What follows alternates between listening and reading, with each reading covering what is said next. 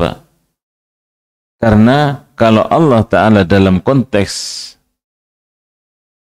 ayat yang begini mengatakan bahwa dirinya Maha Pengampun lagi Maha Penyayang, niscaya tidak akan memerintahkan potong tangan. Tapi ayat ini Allah Ta'ala tutup dengan Allah Ta'ala Maha Perkasa. Lagi Maha Bijaksana. Ini pas. Karena apa? Urusan hukum harus ditegakkan. Karena apa? Allah Ta'ala Maha Perkasa, lagi Maha Bijaksana. Ya. Jadi maknanya dari kejadian tadi bahwasanya demikian ayat-ayat Qur'annya itu selalu Allah Ta'ala tutup sesuai dengan apa? Konteks ayatnya. Berbicara tentang apa? Tentang masalah ampunan. Misalnya tentang masalah hukum seperti ini. Itu disesuaikan. Nah ini ketika seorang minimal tahu bahasa Arab, ini juga faedah dari kisah tadi.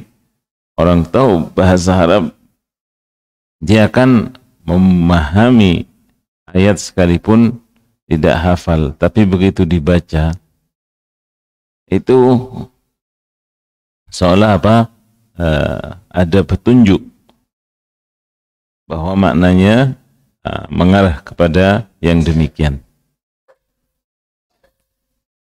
Nah, kemudian ta'ammul yang kedua tentang ayat ini. Ayat ini dimulai dengan as-sariq, yakni laki-laki yang mencuri. Karena biasanya kasus kriminal itu memang pelakunya kebanyakan laki-laki. Ya. Sedikit perempuannya. Ya. Beda dengan ayat zina sebelumnya. Allah Ta'ala mulai dari perempuan. Az-zaniyatu waz-zani fajlidu kulla wahidin minhuma mi'ata jaldah. Kenapa? Karena pemicunya zina itu perempuan. Tidak tutup aurat dengan menampakkan lekuk tubuh dan seterusnya. Lekuk tubuhnya dan sebagainya. Nah, inilah tidak difahami melainkan orang ketika ingin interaksinya kuat dengan Al-Quran. Ya. Nama asyir muslim rahimakumullah, qala Nabi SAW, tuqta'ul yad fi rub'i dinar fasaida. Nabi SAW bersabda bahwa tangan itu dipotong kala ini mengambil rubu' dinar fasaida, yakni seperempat dinar. Jadi seperempat dinar berapa di zaman sekarang? Kalau satu dinar itu dikatakan berkisar 4 gram emas, berarti seperempatnya ini 1 gram. 1 gram sekarang berapa? Kalau tidak salah berkisar 800-an ya.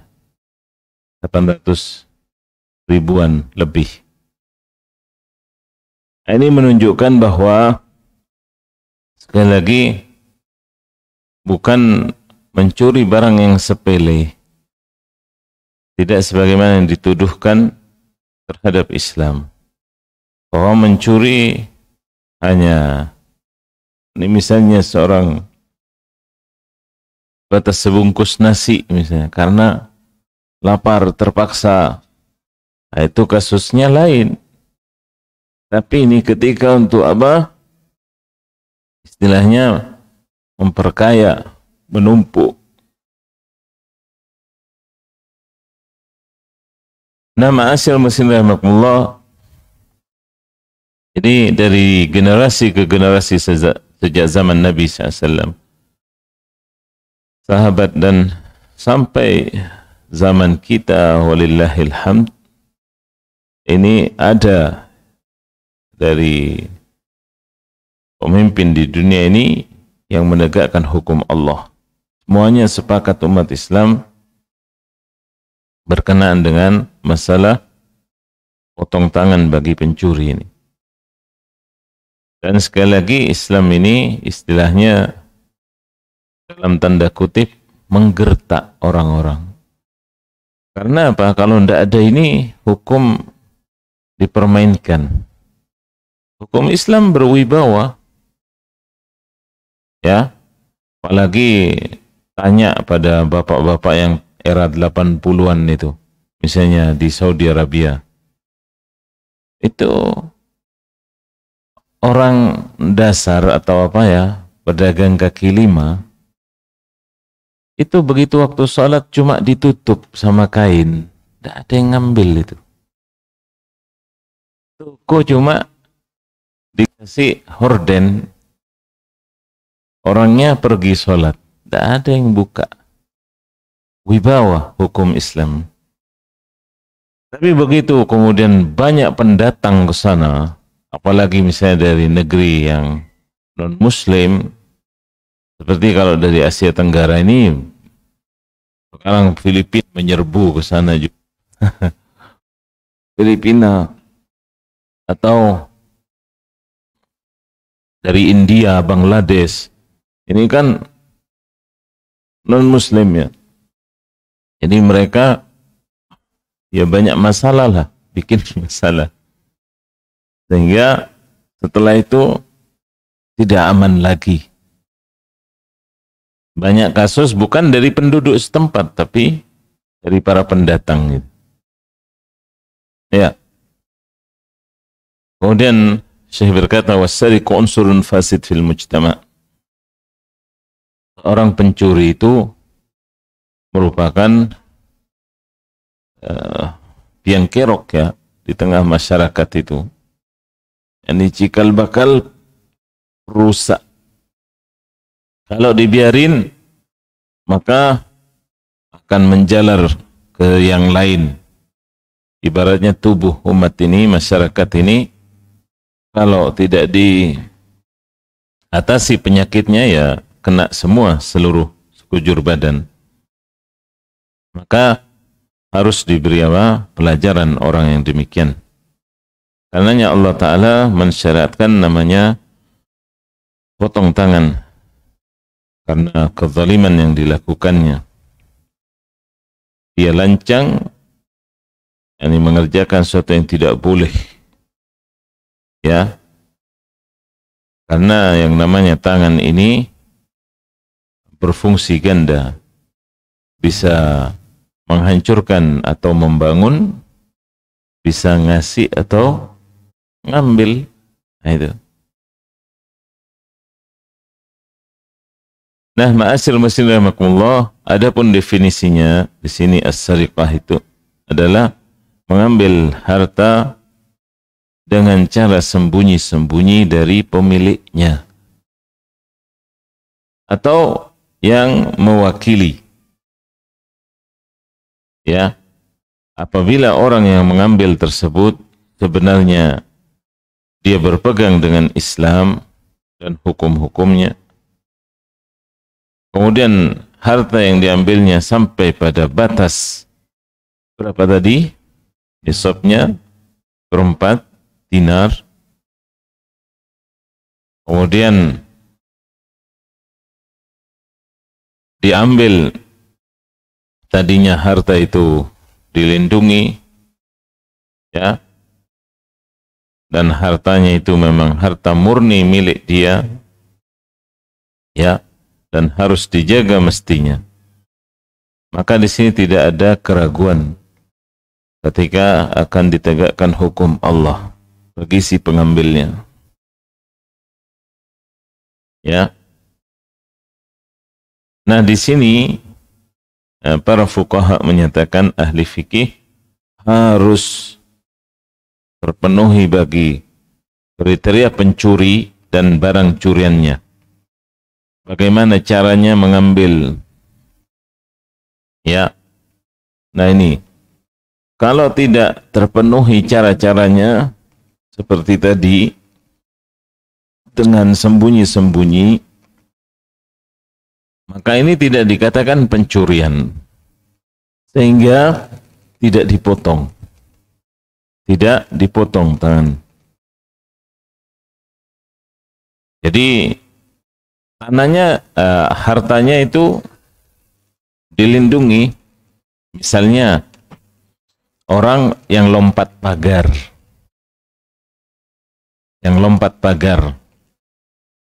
berarti kalau pagarnya terbuka, ya salahnya si punya. Misalnya sepeda motor ya sekarang ya, misalnya sepeda motor parkir, kuncinya tidak dicabut, yang ngundang maling namanya. Ibaratnya monggo ini sepeda nek kalau mau, kan gitu. Salahnya dia. Tapi kalau sudah dikunci, apalagi pakai kunci tambahan, apa itu, di bannya ya, digembok, kemudian gemboknya digergaji, yang pagarnya juga dirusak. Ini jelas sariqah namanya, jelas pencurian. Ya, karena ada memang keteledoran gitu ya, sebagian orang mungkin karena dia cara mendapatkannya juga dengan mudah. Ya, tapi kalau orang caranya dengan susah payah mengumpulkan yang halal, biasanya barangnya itu dia dirawat, dia sangat eman dengan harta, dengan miliknya, maksudnya. Kemudian di sini disyaratkan tadi, yakni dengan cara khafiyah, sembunyi-sembunyi. Ya. Kalau tidak sembunyi-sembunyi, di sini sudah disebutkan dengan syubhat tadi. Artinya fala qata', tidak dipotong. Ya. Dicontohkan di sini misalnya ada seorang penyamun mengambil harta dengan paksa, menodong di hadapan orang-orang, terlihat oleh orang-orang, atau dengan cara merampas,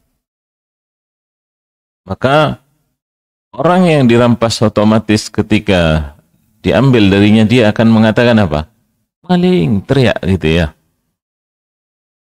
Dia akan meminta pertolongan. Ya. Nah, ketika dia teriak, kemudian orang-orang berkumpul di sekelilingnya, bisa jadi apa? Digagalkan kan pencurian. Atau misalnya maling itu takut daripada dikeroyok orang, barangnya ditinggal, gitu ya. Barangnya ditinggal. Ini. Jadi syarat dengan cara sembunyi-sembunyi.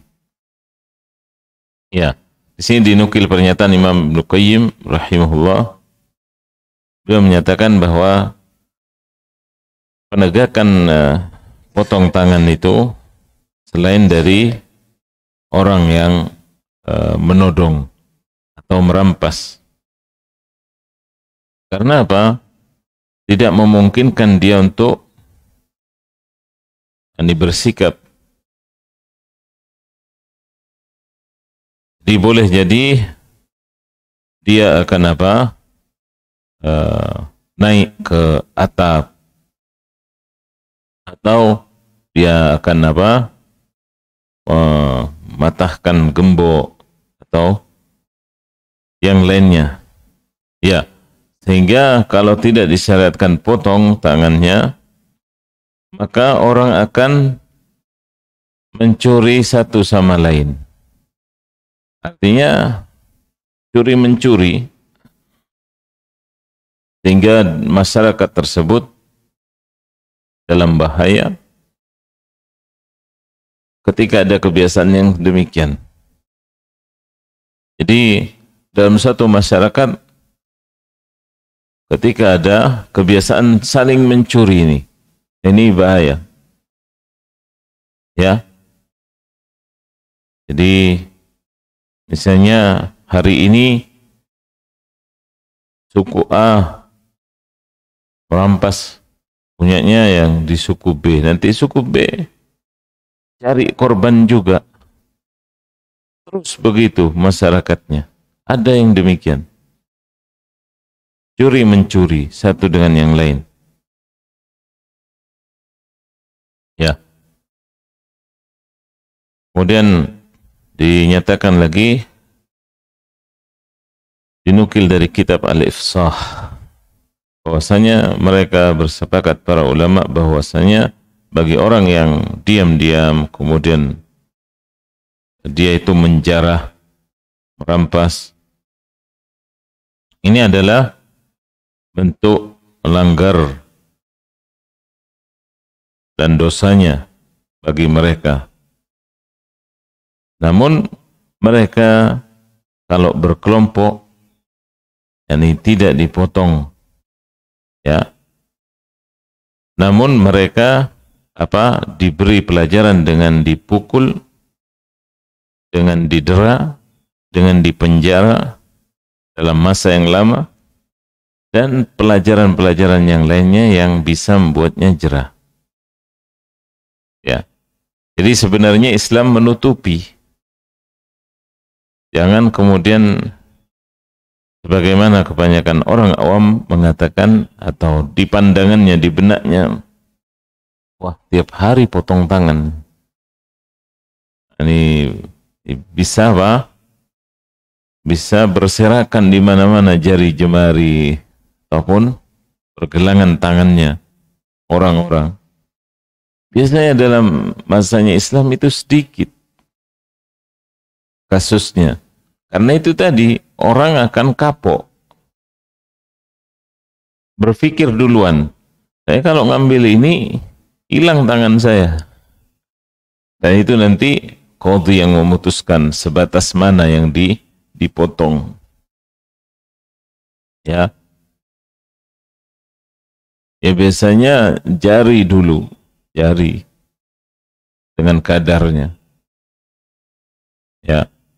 Orang kalau tidak punya jari, gimana? Orang akan mencibir dia. Dulu kena potong, beban mental. Ya. Membuat kapok yang lainnya. Nah, ma'asyiral muslimin rahimakumullah. Kemudian sifat-sifat yang melazimkan potong tangan ini. Di antaranya adalah an yakuna al-masruq malan muhtarama. Yang dicuri itu yakni harta yang terhormat. Ya. Bukan artinya barang yang berharga. Bukan barang yang remeh. Bahkan Syekh mencontohkan kalau misalnya yang dicuri itu alat-alat permainan, tabuh, ya, alat-alat musik, kemudian khamr, atau yang dicuri babi atau bangkai, ya, maka ini semuanya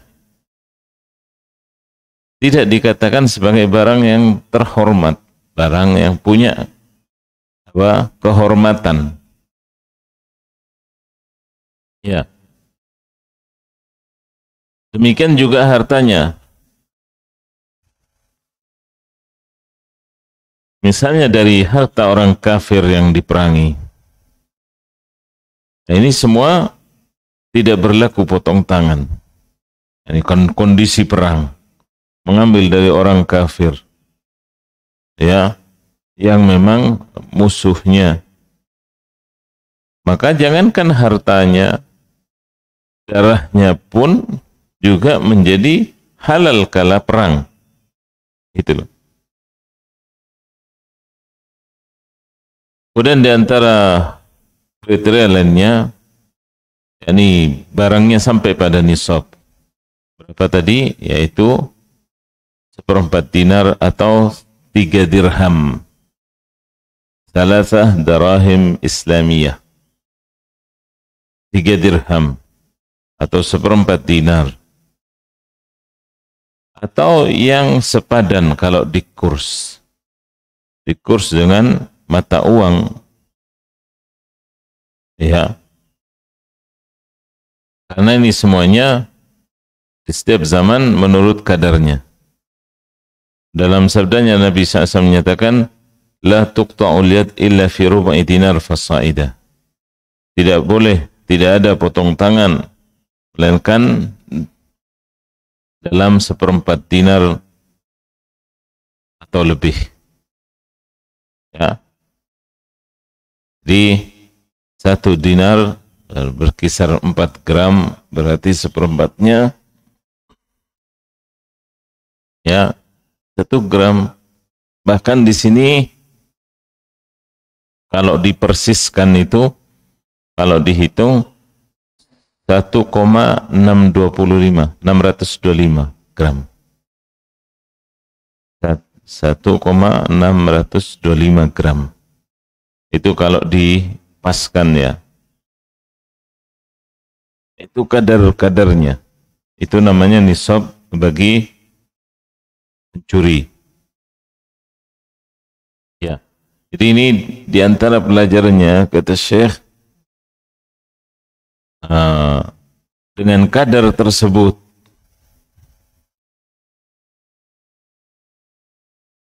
maka seorang dalam kesehariannya dengan uang tadi, yakni bisa berbuat.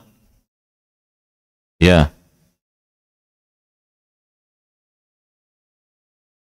Seandainya, ya, misalnya di sini seseorang sampai mengambil 500 dinar,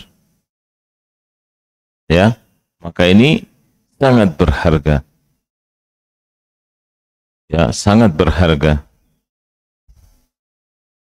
karena uang segitu kalau sampai dikhianati, maka orangnya akan apa? Akan dilecehkan, diremehkan, ya, akan diremehkan. Kemudian ma'asyiral muslimin rahimakumullah, di antara kriteria lainnya ketika akan ditegakkan hukum potong tangan ini yang harus dipenuhi, bahwasanya harta yang diambil itu tadinya dalam penjagaan. Ya, dalam penjagaan. Apa saja tanda-tanda penjagaan yang lumrah di tengah masyarakat itu? Ini harta yang diperhatikan, dan setiap negeri ini memiliki perbedaan dalam masalah ini. Termasuk juga berkenaan dengan adlus sultan, keadilan dari pemimpin.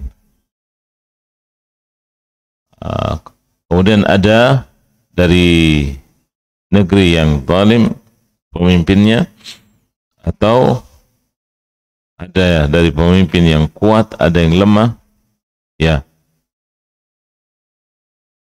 Nah, harta-harta yang dimiliki oleh orang-orang yang sifatnya berharga, biasanya di mana? Diletakkan di tempat tersendiri.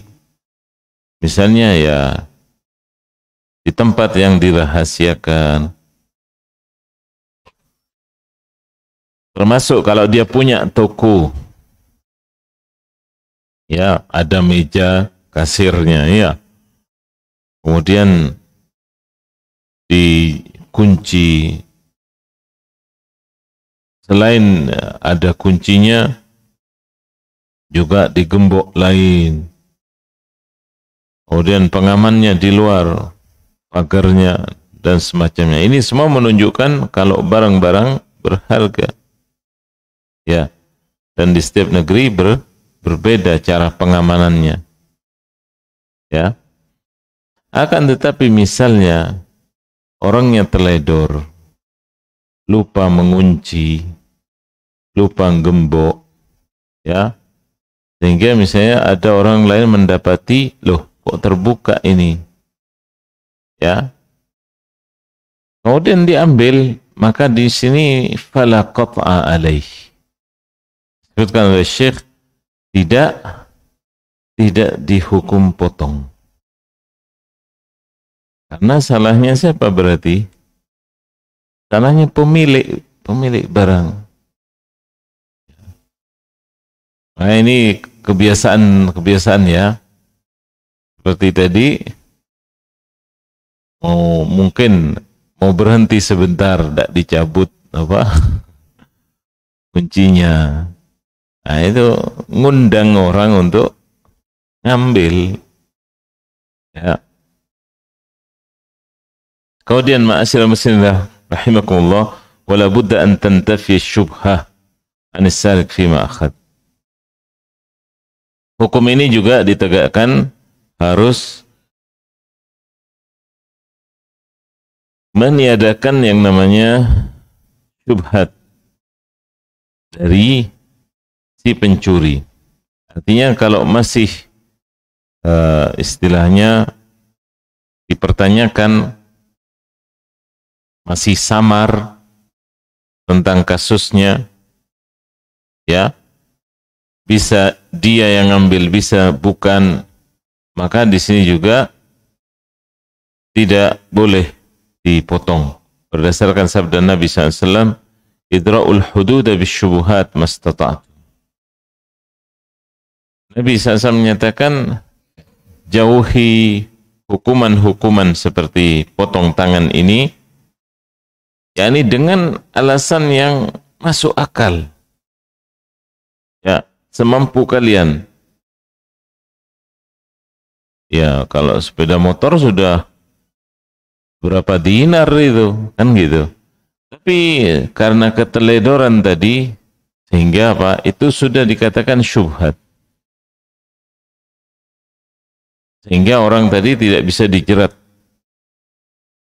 Nah, ini diupayakan. Ya, termasuk juga tidaklah dipotong tangan misalnya seseorang mengambil dari harta ayahnya. Mengambil harta ayahnya. Misalnya ayahnya pelit, ada itu, misalnya pelit ayahnya. Anaknya greget, minta baik-baik tidak dikasih. Ya sudah diambil. Ini dikasih apa? Pelajaran. Tapi tidak dipotong tangan. Ya, demikian sebaliknya. Misalnya orang tua ambil dari punya anaknya, berapapun ini tidak ada potong tangan. Apalagi posisinya ayah ya. Ayah ini semuanya harta yang punya, yang kita miliki itu sebenarnya milik ayah kita. Nabi SAW menyatakan demikian. Anta wa maluka li abik. Yani kamu dan hartamu itu milik ayahmu. Kemudian alasannya kenapa seorang anak mengambil harta ayahnya tidak dipotong, ayah mengambil anak, ya, harta anaknya tidak dipotong, karena ini diantara yang wajib dinafkahi, ya, yang wajib dinafkahi. Misalnya orang tua sudah sepuh atau pensiun, kewajiban anak, ya, maka ini disebut dengan syubhat yang menghalangi potong tangan. Demikian orang yang punya hak terhadap suatu harta, kemudian mengambil darinya, maka tidak ada potong tangan. Namun perbuatannya haram, harus diberi sanksi biar dia cerah.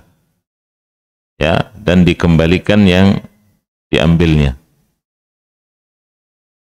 Ini menunjukkan apa sebenarnya Islam apa? Menjauhi tadi masalah potong tangan ini, ya. Kemudian ma'asyiral muslimin rahimakumullah, wala budda fi iqrarihi an yasif as-sariqah.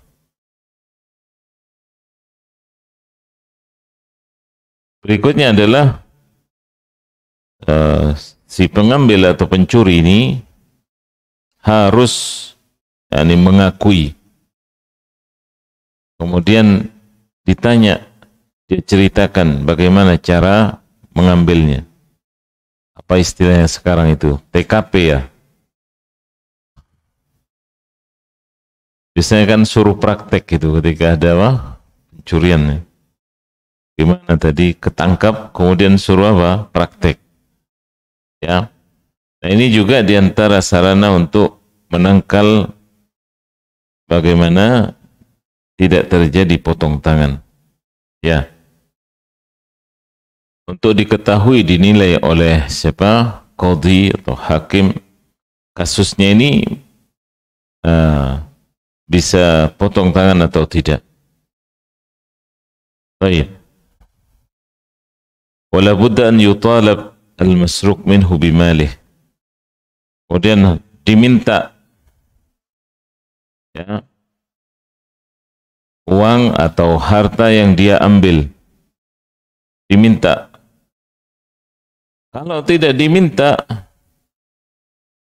misalnya orangnya tidak butuh, ya sudah diambil, tidak apa-apa. Misalnya dia tidak butuh dengan harta uang segitu, ya sudah. Ini tidak wajib potong tangan. Misalnya orangnya tidak meminta, ya, karena harta itu menjadi boleh ketika si pemiliknya membolehkan. Ketika si pemilik membolehkan. Apabila tidak memintanya atau istilahnya direlakan, maka ini diantara yang akan menjatuhkan hukum potong tangan tidak diberlakukan. Ya sudah, orangnya aja tidak repot gitu. Tidak ngurus misalnya, cuma segitu misalnya. Nah, ini diantara apa? Bagaimana hukum Islam sebenarnya menutup, ya. Dan diantara kisah yang mungkin apa ya, langka, Syekh bin Baz rahimahullah itu, beliau kan mufti ya, jadi beliau ini rumahnya pernah ketika pertengahan malam itu berbunyi sirenanya. Artinya ada pencuri gitu. Ya, padahal Syekh apa? Ya buta, tidak melihat gitu. Tapi ada satpam. Mungkin keluarga beliau ada yang melihat. Kemudian begitu berbunyi, maka tertangkap malingnya. Tertangkap. Tapi belum jadi atau tidak berhasil mengambil barang. Begitu ditangkap, ditanya oleh Syekh, apa yang membuat kamu sampai mau mencuri? Lahajah katanya. Ya, maksudnya butuh. Dan ternyata orang ini dari Pakistan. Bukan orang sana. Ternyata ya di negerinya istrinya ya pas mau melahirkan dan semacamnya gitu loh. Jadi pas butuh-butuhnya uang. Mungkin dia pekerjaannya tidak tetap dan semacamnya. Akhirnya ma'asyiral muslimin, oleh Syekh diberi uang, disuruh tengok istrinya, kemudian nanti setelah selesai balik ke sini. Begitu balik malah dijadikan satpamnya. Ini diantara apa ya? Subhanallah. Tadinya mau mencuri malah sekarang diminta jadi apa? Satpamnya rumah sih. Ini jadi security. Ya. Itu biasanya apa? Istilahnya kan ya hutang budi atau apalah kan gitu ya. Tapi ini juga menunjukkan akhlak Syekh rahimahullah. Ya. Wa illa disuruh hakimi massa kalau di kita itu. Ya. Masing-masing nyumbang. Kalau sampai ada maling ketangkap gitu kan. Nama asyil muslim rahimakumullah. Wa idza wajaba al-qata' litakamul syurutih quti'at yaduhu al-yumna. Kalau misalnya tadi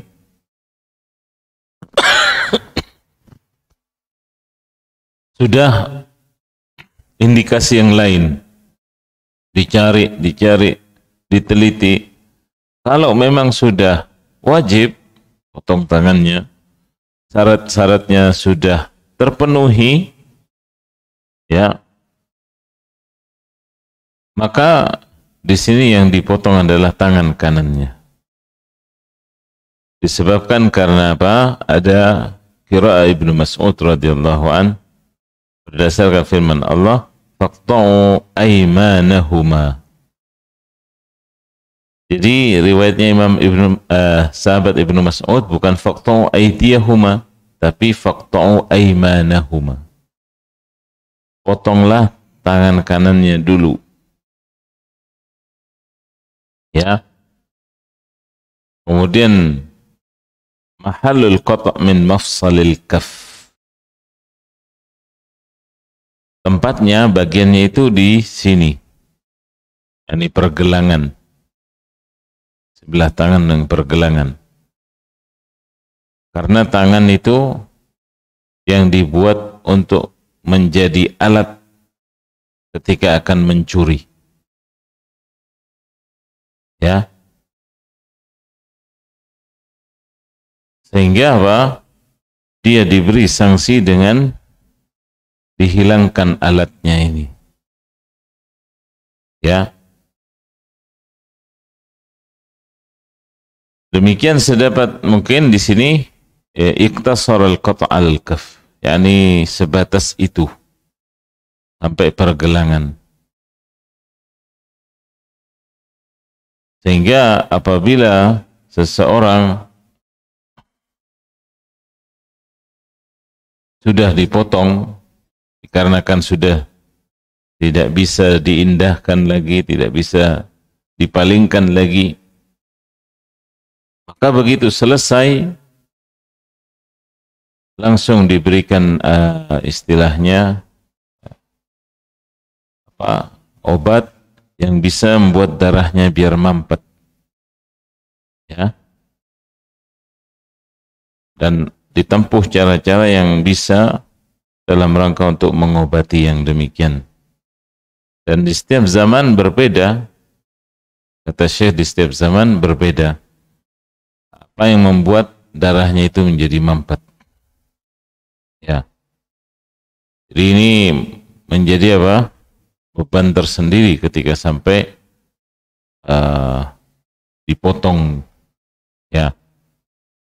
Tadinya punya tangan, tapi loh, kemana tangannya? Oh, berarti maling, pencuri. Ini diantara apa? Hukum Allah subhanahu wa ta'ala.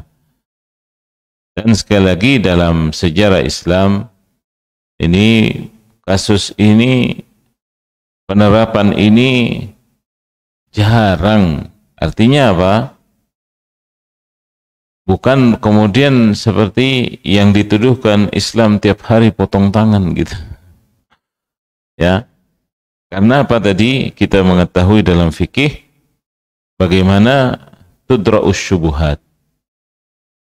Ini dicari alasan bagaimana jangan sampai apa? Kepotong tangannya. Kalau masih ada alasan yang memalingkan untuk tidak dipotong, yaitu dipakai. Maknanya adalah Islam sebenarnya melindungi, menutupi, bukan seperti yang dituduhkan orang-orang kafir yang membenci Islam. Dengan apa? Dengan tuduhan-tuduhan bahwa Islam kejam dan semacamnya. Tapi sebenarnya adalah sebagai apa? Sebagai pelajaran untuk orang-orang biar tidak lancang dengan milik orang lain. Supaya dia berhati-hati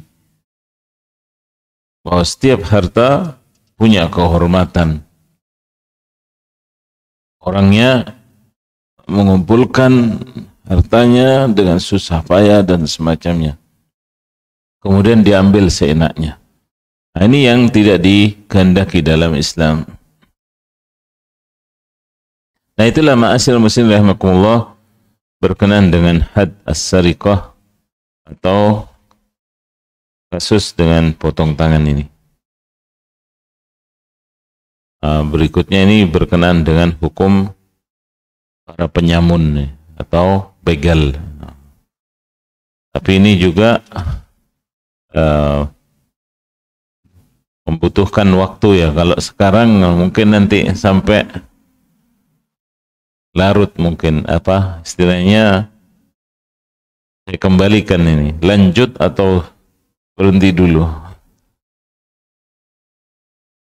Gimana?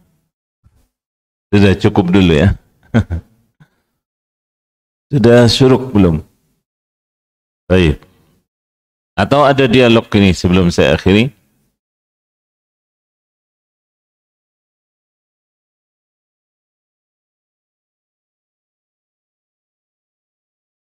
Baik, jika tidak ada, maka kita cukupkan sekian.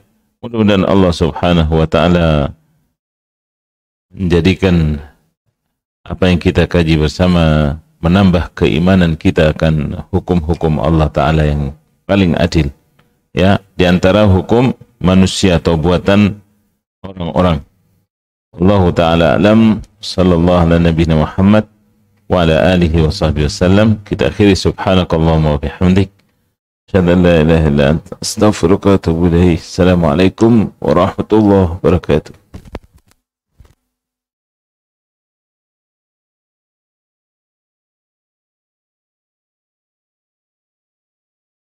فانشزوا يرفع الله الذين آمنوا منكم والذين أوتوا العلم درجات وإذا قيل انشزوا فانشزوا يرفع الله الذين آمنوا منكم والذين أوتوا العلم درجات وإذا قيل انشزوا فانشزوا يرفع الله الذين آمنوا منكم والذين أوتوا العلم درجات